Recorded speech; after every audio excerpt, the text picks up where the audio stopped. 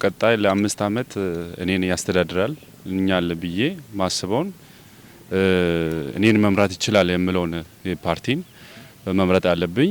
ያ ለመምረጥ ደግሞ መጀመሪያ መስፈርት የሚሆነው ምንድነው? የምርጫ ካርድ መውሰድ ነው። ምርጫ ካርድ ሳልወስድ መንግስት ይመርጠኛል ማለት ያስተዳድረኛል ብዬ ማሰብ አልችልም። ስለዚህ ማንኛውም ዜጋ ለቀጣይ አመት እኔን ያስተዳድረኛል የምለውን የሚበጀውን ለመምረጥ መጀመሪያ መስፈርቱ ምንድነው? ምርጫ ካርድ መውሰድ ነው። ካርድ መውሰድ ብዙ ጥቅም አለው። ፍትሃዊና ነፃ የሆነ ምርጫ ለማስፈጸም ካርድ መውሰድ ግድ ይላል። በወሰድከው ካርድ ነው የምትመርጠውና ለዚህ ካርድ በመውሰድ በጣም ደስተኛ ነኝ።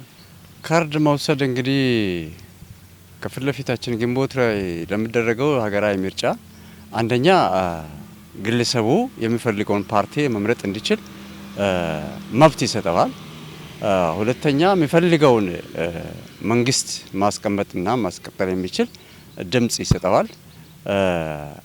ከዚህ በተጨማሪ ደግሞ ሁሉም ሰው በዚህ ሁኔታ ድምጽ የመስጠት እድል እንዲያገኝ ይረዳል። ዲሞክራሲያዊ መብትን ያጎናጽፋል ማለት ነው። የፈለኩውን መምረጥ እችላለሁ። የፈለኩትን እመርጣለሁ። በጣም ደስተኛ ነኝ በመውሰዴ።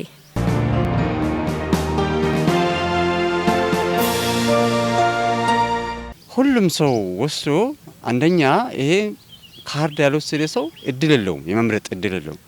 ስለዚህ ማን ይምራኝ ማን ልማት ያመጣል የሚለውን ፓርቲውን መዝኖ መምረጥ የሚያስችል አቅም የሚሰጠው ይሄን ድምጽ የመስጫ ካርድ ሲወስድ ብቻ እንደሆነ ይሰማኛልና ሁሉም ሰው በጊዜ ወስዶ ይሄንን እድል እንዲጠቀም ጥሪ አቀርባለሁ። በሚሰራበት ቢሮም ሆነ በሚኖርበት መንደር ላይ ሌሎች ሴቶችም መጥተው በነፍስ ወከፍ ካርድ ወስደው መምረጥ እንዲችሉ ድጋፍ አደርጋለሁ። እንትላለሁ የራሴን አስተዋጽኦ አበረክታለሁ።